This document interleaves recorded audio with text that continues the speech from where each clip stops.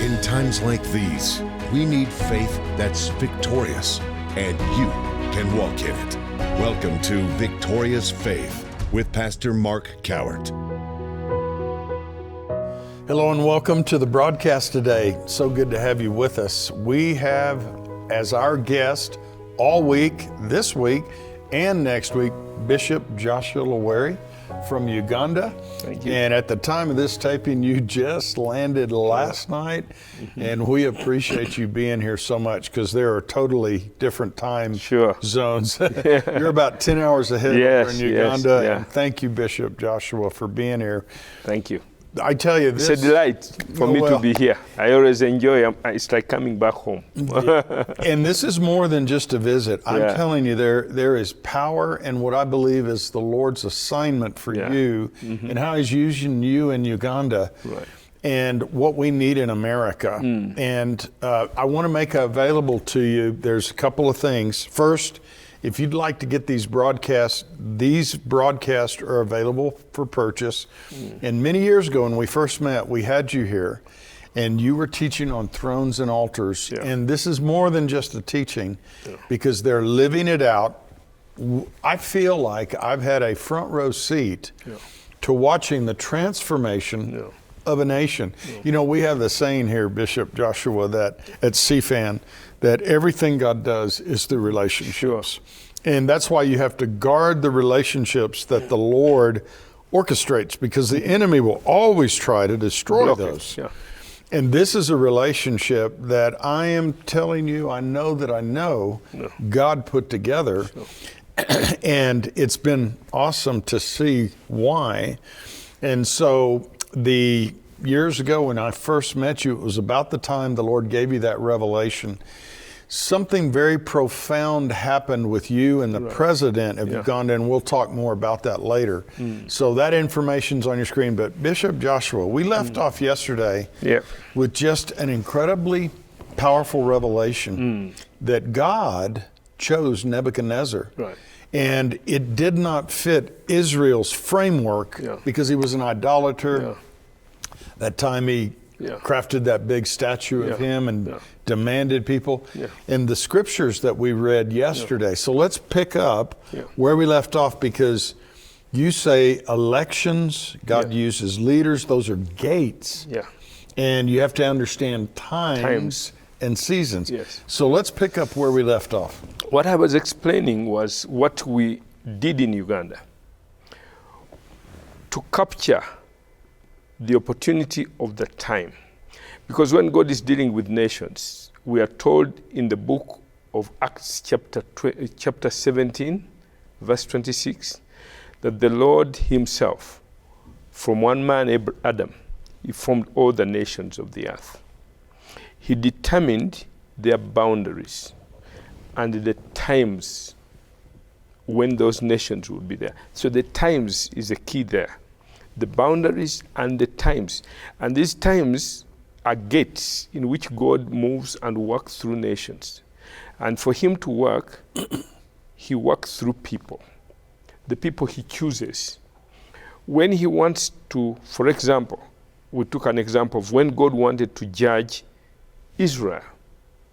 Whenever God wanted to judge Israel, he used Gentiles. Whenever God wanted to bless Gentiles, he used Israel. So that is the way he works. He uses Gentiles to punish Israel, but he uses Israel to bless the Gentiles. And so you can't change that. That is how he does it.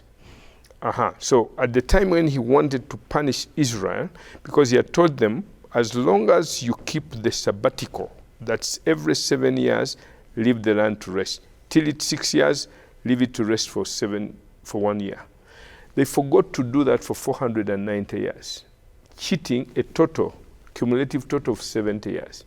That is the message that Jeremiah the prophet has to deliver to the nation. That this is God's audit. 70 years you've cheated, now you have to leave the land so that the land may enjoy its Sabbath.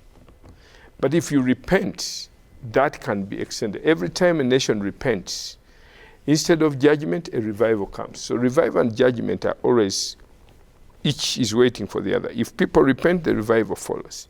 If they don't, then it's the judgment. Ooh. So now, Jeremiah comes and tells Zedekiah, who is the king at that time, when the clock is ticking. And instead of Zedekiah listening to Jeremiah, the prophet of God, he listens to those people who are just there to argue to this. You know, we always have such people in church, politicians, what? They're not after what God wants. They're after what suits them at that time.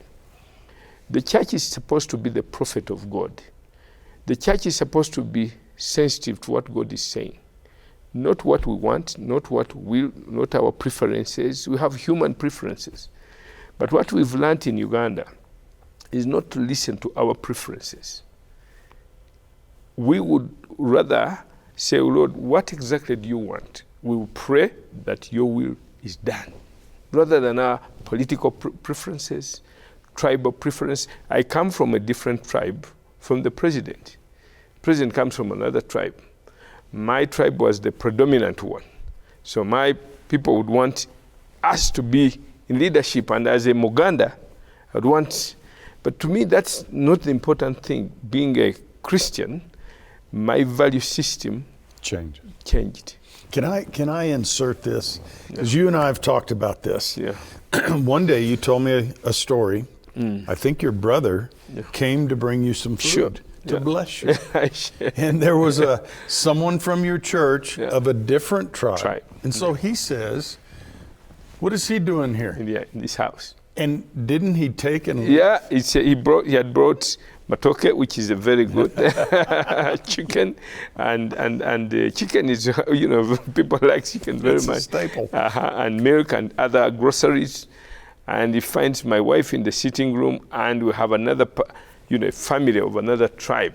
They're living with us. We've called them, they're going to live with us for a few until we give them their own house. He calls my wife outside and says, how can you have these people of this tribe? Just because they're of a different tribe? Yeah, because that tribe wanted to annihilate us during the war, Bote's war. This is the tribe that he was fighting us. So how can you have them in this house? And so he said, don't allow them to touch any of the things, this stuff. So, but that is the tribal issues. And so here's what happened. I literally had a thought when I said, Joshua, I just had this thought. Yeah. So in Uganda, every one of you are the same color. Yeah. But kill each other. Exactly. And I ask you what that was, and the answer is tribalism. Yeah. So just as you have racism, we have tribalism. It's just as deep-rooted as as racism is. But until somebody is delivered from tribalism, racism, you cannot love or follow the Lord, because his will at any given time will go contrary to what we feel. So we can no longer allow our tribal sentiments, racial sentiments to interfere with God's will, because God has a plan for every nation. For example, this particular president, where he's coming from, this is the tribe that welcomed the revival, the East African revival in 1935. And the way God rewards people who follow him, who serve him, is leadership, prosperity, and promotion. So it's the time when God is promoting and rewarding that particular tribe for having embraced the revival. So if you stand in the way, whether you like it or not, you'll be going against the very same Lord whom you love, who you want. There were so many other opportunities where other leaders would have come in other than the present leader. Okay. Well, I was going to interject. So I just got back from being with you just a few weeks ago. Yeah. And the one morning we were having breakfast waiting for the one gentleman, and one of the other ministers came, and he started talking about the East Africa revival. Yeah. And this is important because we must have revival in America. Yeah. There is a great awakening, but I started putting together, and then I started studying a little bit, that East Africa revival came And all of a sudden, you're still seeing the effect of it, even in the president of your country, because his mother was born again revival. Out of that. Yeah. And that's why... The president, his mother, was among the very key people of that revival. Very prayerful woman. Spent all her life praying for her children, praying for... I went to that village when I was doing research. The mother of the president, together with another reverend and a group, they would wake up in the morning and pray for the whole village.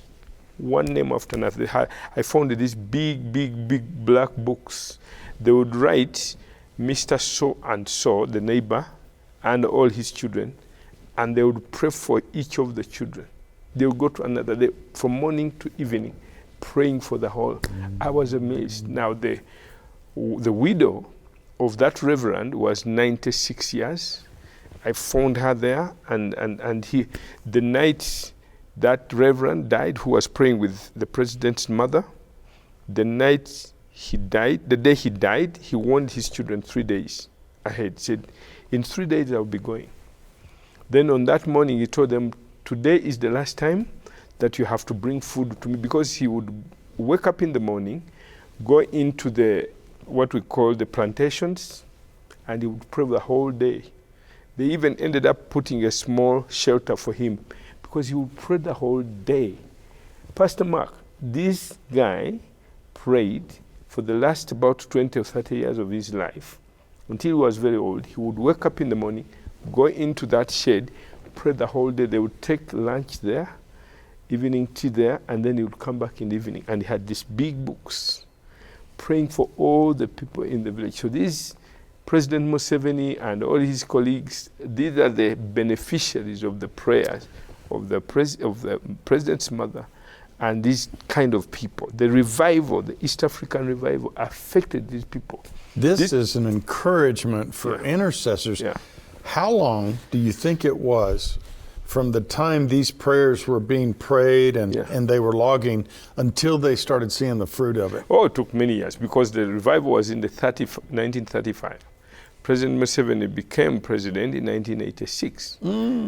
Yeah, how many years are those? You know, the parents died. She lived and she saw her son become president, but then died along the way. But when you hear the story of the president and his brother, they always survived narrowly when all the rest of the soldiers would be dead. Like his brother, all the limbs are full of bullets, but he always survived. When parents pray for their children, yes, they leave a legacy, they leave because you think about the war, 5 years of war, so many died. The colleagues of the president, all of them died. When you read his book, it's called Sowing the Mustard Seed. He wrote his own life. The president wrote. Yeah. And he talks about all those ways that he survived. When I was young, we always thought that he was like a cat who would disappear and become a cat, because the survival, the many times he survived. He was a soldier that was after actually Idi Amin, wasn't he? They were fighting Idi Amin. Then they fought Obote. Amin slaughtered all his colleagues and he survived. So many times he survived alone. Only when everybody, the prayers probably. Only, there's no way you explain that. So this is what we are talking now about. God's timings, how he brings leaders, and how the prayers of parents affect, because the way God rewards those who have served him is leadership. He gives them leadership. Look at David. David has been good. David, you've served me, so you'll always have a leader on your throne. So that's one. Number two is prosperity. Solomon prospered. It wasn't his own doing. The third is promotion. He gives you a great name. David, I will give you a great name. When you mention Abraham, when you mention Moses, the next one is who?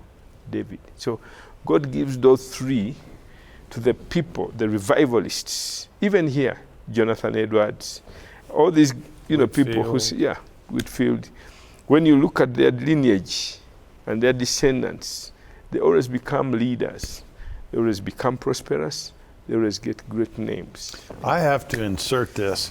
I think the message from Uganda to America is you sought the will of God. Yeah. I think in America, one of our probably fatal flaws, we've become, I think our biggest test as Christians is prosperity, not poverty. When you're poor, when you're in poverty, what else you do? You cry out to the Lord. Yeah. But when you get prosperity, in Deuteronomy chapter 8, that's where the Lord said, I'm going to test you. I'm going to see, after you've built goodly houses, after your silver and gold is multiplied, I want to see, is your heart still seeking me? And Uganda, that's the message, because you bring up something else. God chose Nebuchadnezzar. He called Nebuchadnezzar his servant. But you also mentioned Cyrus. Yeah. Now, this is for America. There was a correlation between President Donald Trump and Cyrus. And so there was a prophetic word about Donald Trump, and the Lord said, I'm going to fool the people. I thought, well, boy, Lord, did you ever fool the people? Because when he came down the escalator and announced he was running for president, personally, I saw the spirit realm explode. 17 Republican candidates, and people would say, he can never be president, he's a joke, he's this. And so anyway, he gets into office, and we begin to see people, believers, rejecting his leadership, and yet he was the greatest friend of the church, greatest friend to Israel. What I see, the distinction with Uganda, you recognize the windows, the doors, the opportunities. Because King David had a horrible personal life. He was a bad father. He was not good as a man. Had his closest warrior, Uriah, murdered, lied about it to cover it up, slept with his wife, the whole thing. So Uganda, what you're saying is, they basically, because of that revival, the people prayed, they didn't grow weary and well-doing, because there was a lot of years. And now you're reaping the fruit of their labors, but Uganda, and particularly, the Lord's used you to lead in this, to recognize those windows and opportunities and it's so key them. Because the way I put it is this: when you miss the timing of the Lord, you go into a cycle. Israel was supposed to have entered the promised land only a few months after they left Egypt. So they didn't enter. What did it cost them? 40 years. Yeah. So it's like these revolving doors. You have to time it. When it's a revolving door, you have to time it and then enter. If you don't, you have to wait until. So that's how nations are. And at any given time, if you miss that, even in the individual life, even the family life, there are times of God's visitation. Jesus came to Israel and said, you missed the day of your visitation. Jerusalem, Jerusalem, who kills the prophet, you did not recognize the day of your visitation. And when you don't, you miss. And sometimes you don't even realize that you've missed. Look at that whole generation that died in the wilderness. They died in the 40 years. What a cost. Yet they continue to see miracles because their clothes continued growing. They saw food raining, but they had missed God. People set off for miracles of prosperity of this when they have actually missed the purposes of God. You can still have miracles in the wilderness. Israel continued to see their clothes didn't wear out. Yeah, their food raining from heaven, but they had still missed God. They were still in rebellion. So that's no sign. Just because you are prosperous doesn't mean you are in the purposes of God. So the most important thing is always to, what is God saying? What is He doing? So that we can become part of that. Because only then can you usher the nation into its redemptive purposes. America is a prophetic nation, and God raised it specifically to be a prophetic nation. You're a symbol of the ego and other history. So for it to become greater and greater and greater is for it to walk into those purposes. The revolving door, the times, you capture the times, that is capturing the gates. God told Abraham, your children will capture the gates. The enemy captures the gates, And we are supposed to capture the gates. Jesus said, the gates, I build my church, and the gates of hell, because those gates have to do with the timings of God's working in the nation, in the city, and through leaders. Because when God is doing something new, he has to raise a leader, another leader, or any type of leader. He chooses. He knows who, the way he formed us, he knows who can manage that one. When God appeared to Daniel, through Jesus appearing to Daniel, he saw the change that was going to come between Medo-Persia and Greece. So he sees the prince of Persia. He says, there has been a fight. I'm going back to fight the prince of Persia, because after I've defeated him, then the prince of Grecia will come. So you see, when Persia is leaving, God is changing things to bring in the Greeks. The Greek, have to defeat the Persians. And that is part of God's plan. And the devil fought so that Daniel does not see that vision, because for 21 days he was fighting. And the angel said, the reason I've come is to bring this message. Why would the devil fight that? Because he knows the moment you capture, you understand, then you are able to align with the purposes and the will of God, and you then pray them in the purpose. God had already shown Nebuchadnezzar the flow. Babylon will come first, Medo-Persia second, Greece third, Roman Empire, and so on. So what God has revealed is his word, and the devil will fight it tooth and nail. It's with the children of God to stand and then make sure his purposes are fulfilled. Each of those kingdoms had a purpose to fulfill, including Nebuchadnezzar. God said, this is my servant Nebuchadnezzar. You cannot remove him until the 70 years are finished. And he continued, 70 years. It is then that Cyrus now has to rise. And God said, Cyrus, my servant, my anointed. Now, who was Cyrus? Cyrus was a foreigner. He was from Media. He started as a small man. His father, Astyages, was a wicked man. He had a daughter. And the daughter, the magician said, this daughter of yours is going to produce a son who is going to overthrow you. So he threw him there in one of the territories of Persia.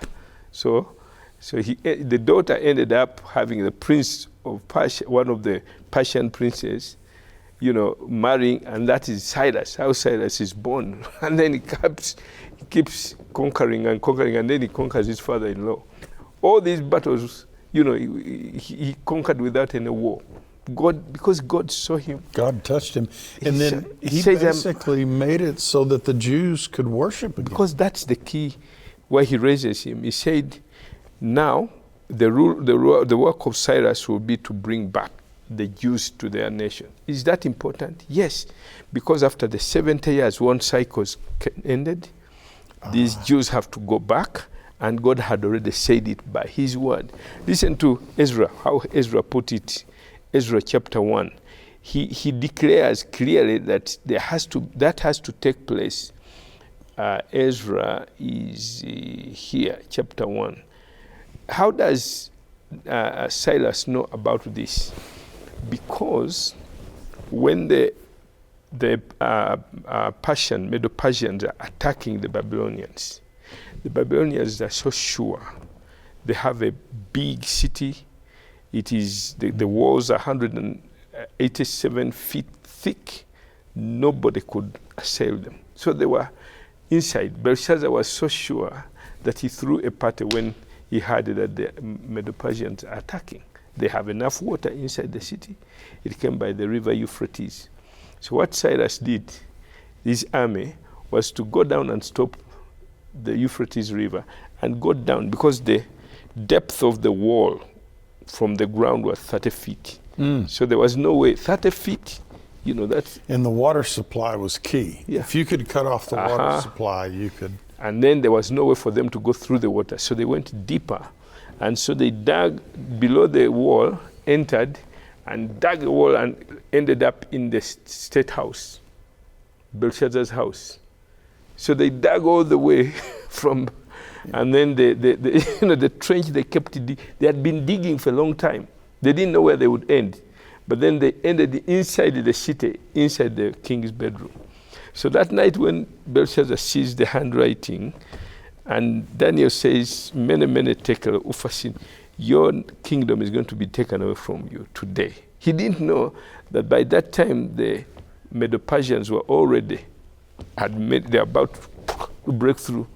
So he leaves the hall and goes back to his room, locks, and these people, the Medo-Persians, had managed to break through, and they killed him like a rat, right inside his house, bedroom. And so all of them entered through the king's bedroom, and he took over. So majority of the people in Babylon didn't know that they had been, overthrown for 3 days. They was looking at other army people and said, who are these? He said, we are already taken over, but our gates are still locked. He said, yeah, they entered through the what? Down. That's what God was saying to Cyrus in Isaiah 45. He said, wow. I'm going to give you nations. The gates will not stand up against you. You see, they had 100 gates surrounding the city. So Cyrus was not a godly man. No, he wasn't. But God chose him, and he gave Belshazzar. First of all, notice that the Babylonians' time of judgment has come. It has to be another nation, the Medo-Persians. They are going to follow. And the Medo-Persians have to be led by a person. So God chooses the person, Cyrus. He even chose the mother. So Cyrus is the one who's going to lead that.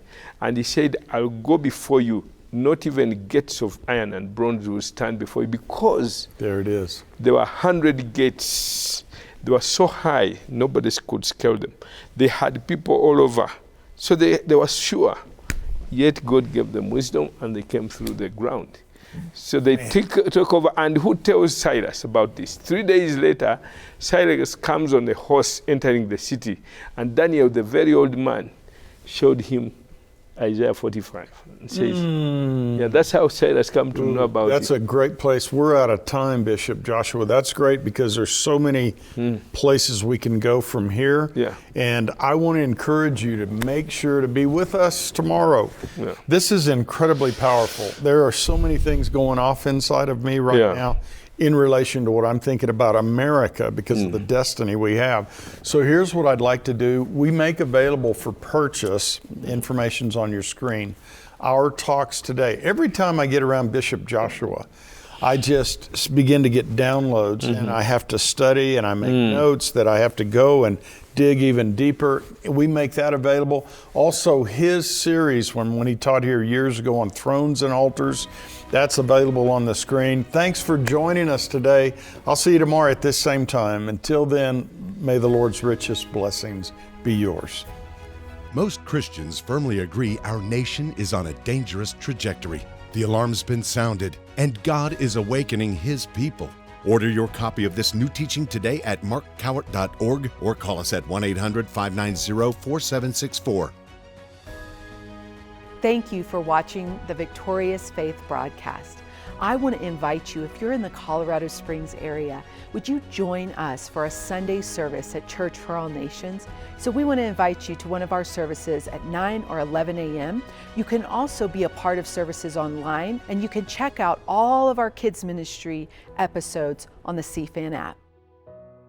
Find a campus and connect with us at churchforallnations.com.